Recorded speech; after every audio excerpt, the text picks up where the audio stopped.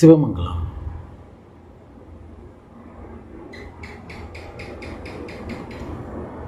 குமரா, பண்பட்டவன் புண்படுத்துவதில்லை, யாரையும் புண்படுத்துவதில்லை.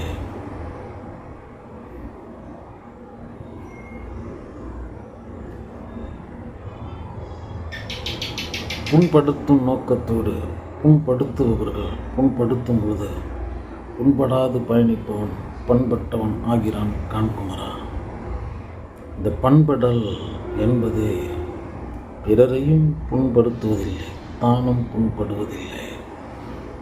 அது 100% நிறையை சார்ந்ததாய் இருக்கிறது, ஒரு பூரணம் சார்ந்ததாய் இருக்கிறது. அவ்வளோதான். இப்போ ஒன்றை பழிக்கிறாங்க, தூற்றுகிறார்கள், அல்லது எதிர்மறையாக எது பிரயோகிக்கிறார்கள் அப்படின்னா அது அவர்களுடைய சுபாவம். அதை நம்ம வெறுக்க வேண்டியதில்லை. உயிரில் இறை கண்டு உள்ளபடி உள்ளத்தால் தொழுதேற்றினவர் நாமெல்லாம். நம் மரபு அதுதான். உயிரில் இறையை கண்டு இங்கே உள்ளத்தில் நிலைநிறுத்தி அதன் பெயரால் உயிர்களையே இறையின் பிற புற வடிவங்கள் என கண்டு களம் கண்டவர்கள் நாம் தான். கல் தோன்றி மண் தோன்றா முன் தோன்றிய மூட்ட தமிழ் வகுத்த தமிழ் வேதம். அதனுடைய அங்கங்கள் தான் வான் பொய்த்தாளம் தான் பொய்க்கா வள்ளுவம் உரைப்பது. அப்போ அவங்க வேறு சொல்கிறாங்க, உங்களுடைய மரபுகளை, உங்களுடைய பயணத்தை, உங்களுடைய நம்பிக்கையை அவங்க சொல்கிறாங்க அப்படின்னா அதுதான் சுபாவம். ஆமாம், சாலையில் கிடக்கிறோம், சாலையில் பயணிக்கிறோம், எல்லாம் கிடக்குது, கடந்து செல்கிறோம், கருத்துக்கு எடுத்து செல்றதில்ல. நல்லா பார்த்தீங்கன்னா தெரியும். அப்படி தான் ஒன்றும் பொழுது நினைக்கிறது தான் நினைக்க முடியும், நினைக்கக்கூடாது யாரும் நினைக்கிறதில்ல. அப்படி தான் மலரில் மலர் மனம் வீசுகிறது குமரா, அங்கே மலத்தில் மலவாடை வீசுகிறது குமரா. இதெல்லாம் களத்தில் கிடக்கும் அங்கங்களாக காரணிகளாக இருக்குது. இதனுடைய சுபாவம். அவைகளை நாம் கடந்து செல்ல வந்திருக்கிறோம். மாறாக அவர்களை புண்படுத்துவதில்லை நம் நோக்கம். சத்தியம் சொல்கிறேன் குமரா. ஏன்னா இங்கே நிறையா அவங்க எதிர்மறையாக வழிமுறைகளை பழிக்கிறவங்களெல்லாம் நம்ம பார்க்குறோம். நேரடியாகவே சொல்கிறாங்க. ஏன்னா எப்பொழுதுமே இந்த தர்மத்துக்கு இருக்கிற பிரச்சனை என்னென்னா, அதுக்காக போராடுறதுக்கு ஆள் இருக்க மாட்டாங்க. அவங்களுக்கு பின்புலத்தில் பலமும் இருக்காது, அதை எதிர்கொள்கிறதுக்கு உண்டான அடிப்படை பொருளாதாரமும் இருக்காது. உள்ளுக்குள்ளாரே அங்கு அவர்களுக்குள்ளார பேதப்பட்டிருப்பாங்க, அதாவது கிட்டத்தட்ட தனிமைப்படுத்தப்பட்டிருப்பாங்க. அவங்களுக்குன்னு உடன் நின்று பேசுவதற்கு யாருமே இருக்க மாட்டாங்க. இது சத்திய சோதனை களம். நீ சத்தியத்தின் பெயரால் நிலை நின்றால் அது 100% சோதனையின் பெயரால் தான் கணம் கணம் உன்னை விடுவிக்கும். இது அசத்தியர்களுக்கு போகலோகம். ஆமாம், பெரிய ராஜலோகம், மாற்றில்லை. அப்போ அது பிடிக்கிறவங்க அதை போய் எடுத்துக்கிறாங்க. நியதி தான் வாழ்வு, தர்மம் தான் வாழ்வு. இன்னா செய்தாரை ஒருத்தர் அவர்னான நன்மையும் செய்து விடல் அப்படின்னு சொல்கின்ற வேதத்தை நம்ம படிச்சுட்டு பழிப்பவர்களை நாம் பழிக்க வேண்டியதில்லை. அவர்களை கடந்து செல்லுங்கள் என் செல்வங்களே. சாலையின் ஓரத்தை ஏதோ கிடக்கிறது, அதை ஏன் ஒத்து பார்த்துக்கிட்டு கடந்து செல்லுங்கள். ஆமாம், இது எல்லாத்தையும் தாண்டி என் குருநாதன் தான் சொன்னான், பட்ட மரம் கல்லடி பட்டுக்கிட்டே இருக்கும் மரம். உன் மனதை பண்படுத்துபவர்களாக அவர்கள் இருக்கிறாங்க. நீ பண்பட்டுட்டே இல்லையான்றது எப்படி தெரிஞ்சுக்கிறது? சுட சுட பொன் தகுதியை அடைகிறது போல இங்கே உன்னை புண்படுத்த நீ பண்பட்டிருக்கியா, இல்லை பண்படலைன்னா பண்பட்டுக்க அப்படின்னு இதுக்குன்னு தனியாக ஒருத்தர் வருவாங்க. அதனால் அந்த இறையின் பெயரால் நிலைநிறுத்தப்பட்டிருப்பவர்கள் அவர்கள் அப்படின்னு நினச்சிக்கிங்க. அவ்வளோதான். என் சித்தத்துக்குள்ளே என் இறைவன் இருக்கான். அவன் கடவுளுங்கிறவன் கருத்து பொருள். அவ்வளோதான். நான் காட்ட முடியாத ஒரு பொருள். அதன் பெயரால் இங்கே 1000 பேதங்கள், 1000 பாதங்கள். அவர் வருகிறார், இவர் வருகிறார், அப்படி வருகிறார், இப்படி வருகிறார். எப்படி வருவார்? வந்தால் நீ எவ்வாறு அறிவாய்? அப்போ நீ யார்? இப்படிலாம் நிறைய கேள்விகள் இருக்குது. ஆமாம், இது இங்கு தமிழின் பெயரால் இங்கு சகல வேதங்களும் வடிவமைக்கப்பட்டு விட்டன.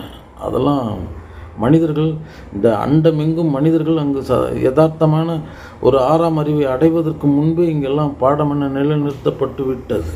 இது சத்தியம். அது தர்மத்தின் பெயரால், தர்மத்தை ஆதாரத்தின் பெயரால் விருந்தோம்பல் அப்படின்னா சக மனிதன் அங்கே உறவா பாரு, நட்பா பாரு, தூற்றுபவரையும் போற்று, தூற்றுபவரை விலக்கி வைக்காது, 5 விரலும் ஒரே மாதிரி இருப்பதில்லை. இப்போ இங்கே 5 விதமான மனிதர்கள் இருக்காங்க, இப்படிலாம் இருக்காங்கங்கிறதுக்காக அவங்க வாதத்தை காணுவதில்லை. ஏன்னா அது வாடையை தானே வீசும். அது தூற்றுவதனால என்ன ஆகுது? நம்ம கடந்து செல்றதுல தான் இருக்குது நம்மளுடைய பண்படல்.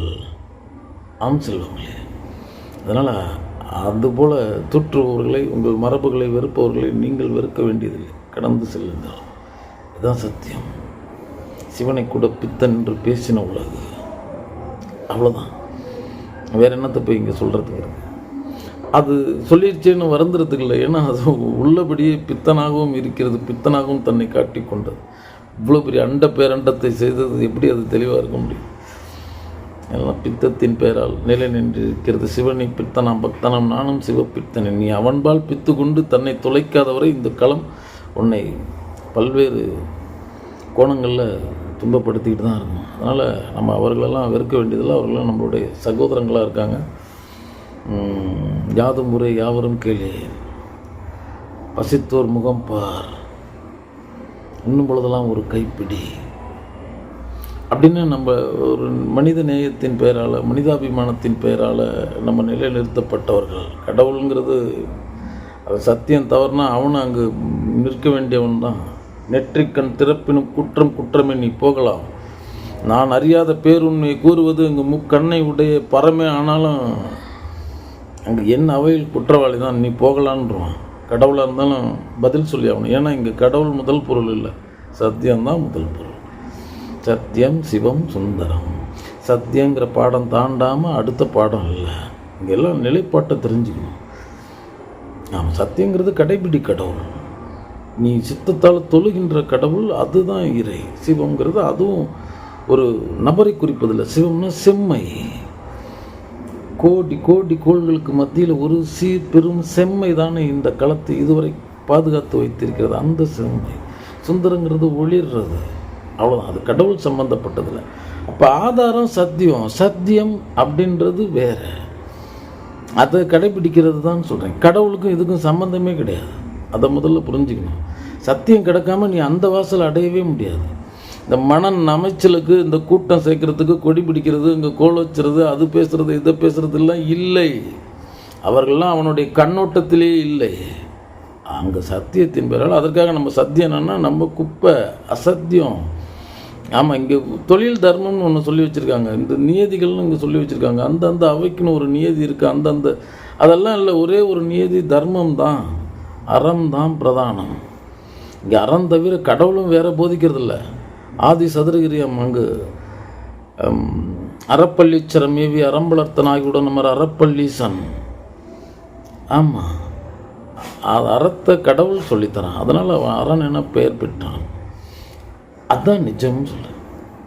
நான் ஒரு சத்தியத்தை சுத்த சுவாசமாக நான் கடைபிடிச்சிட்டேன் அப்படின்னா கடவுளை நான் தொழ வேண்டிய அவசியம் இல்லை. அவள் தனி மனித மனித சித்த காணல் சொல் செயலில் ஒழுக்கமுடையவன் கடவுளை தொழ தேவையில்லை. ஏனெனில் அவன் வாழும் கடவுளாக இருக்கிறான். அவனால் அங்கு அசத்தியம் நிகழவே நிகழாது. ஒரு அசத்தியத்தை அவன் ஏற்றுக்கொள்ளவே மாட்டான். சுத்தமாக சத்தியத்தில் நிலை நின்று ஒரு சத்திய பயணத்தில் நிலை நின்று இருப்பான். சத்தியம் சொல்கிறேன் செல்வங்களே.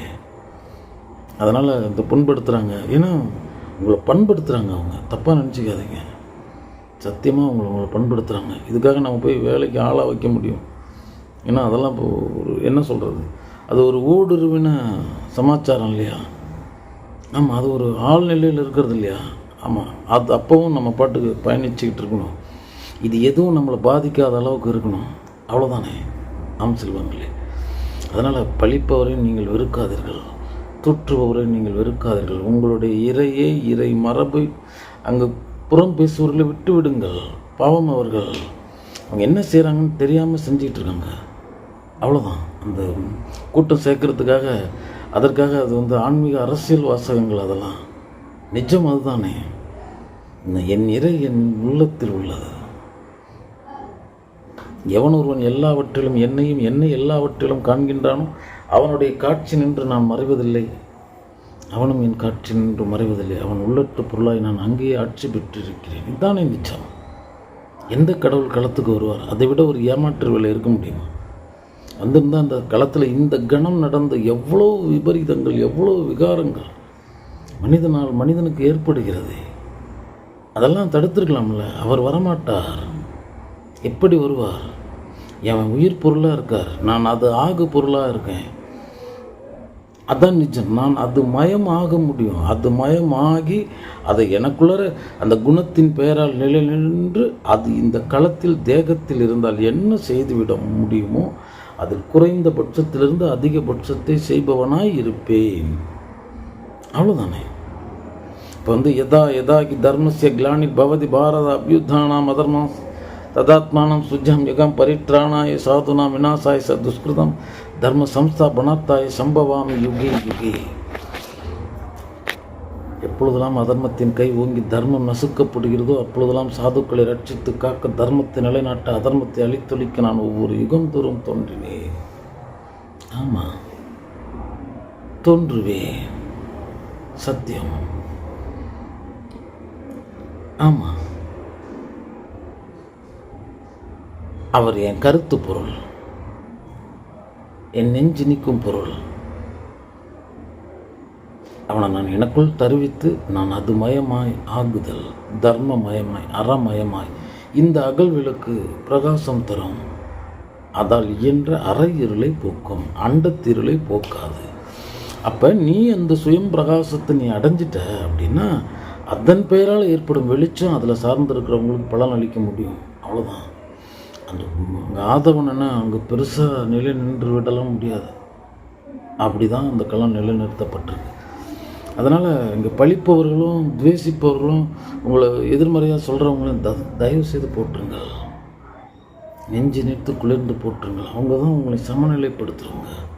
உனக்குள்ளே ஒரு கலை இருக்குது, உனக்குள்ளே ஒரு மனச்சமநிலை இருக்குது, உனக்குள்ளே இங்கே ஒரு அறம் சார்ந்த அடங்கல் இருக்குது, அறிந்த அடங்கல்ங்கிற ஒரு பண்பு இருக்குது. அதை சோதிக்கிறது எவ்வாறு சோதிக்க முடியும்?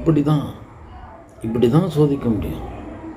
அது எளிதாக கடந்து செல்லுங்கள். எல்லாரும் கடந்து செல்ல முடியுமா? சிலருக்கு வலிக்கட்டும், ஒன்றும் தவறில்லை. இது காயம்தானே, அதானே நிஜம். இறுதி வரைக்கும் அங்கு தர்மம் தவறாத வாழ்வு தானே நம்ம நோக்கம். எதை வேணாலும் சொல்லட்டும், எதை வேணாலும் யார் வேணாலும் சொல்லட்டும், சொல்லிட்டு போகிறாங்க என் செல்வங்களே. நல்லா சந்தோஷமாக இருக்கட்டும். என்ன காரணம்னா, நான் ஒருவனை துவேசித்தால் துவேசிக்கப்படுவது நான் தான். நான் கோபப்படுறேன்னா என்னால் இந்த கோபத்தினால் எதிரில் இருப்பவன் அடைந்த இந்த மன துன்பங்கள்ங்கிறது ரெண்டாவது. நான் அடைந்ததுங்கிறது தான் முதல். என்னுடைய துன்பம் தான் அங்கே துன்பத்தை விளைவிக்குது. அப்போ அங்கே அது இருப்பு தான் போகுது. அங்கு அவர்களுக்கு இந்த கல்வியும் தேவையில்லை. அறிந்தவர் அடங்கி இன்புற்றனர். ஆடுகளம் வந்தன நோக்கம் மனிதமெனும் புனிதம் பேணுவீர். மனிதன் காக்கிறத தவிர நம்மளுடைய மகத்தான பணியே வேறு ஒன்றுமே இல்லை. என்ன வேணாலும் பேசலாம் என் செல்வங்களே. காலம் கடந்து நிற்பது எது? சிந்தித்து பாருங்கள். அன்று எது இருந்தது? நேற்று எது இருந்தது? இன்று எது இருந்தது? என்றும் எது இருக்கும்? அது நம்மளுடைய சத்தியம் சார்ந்தது, அறம் சார்ந்தது. பாருங்கள்.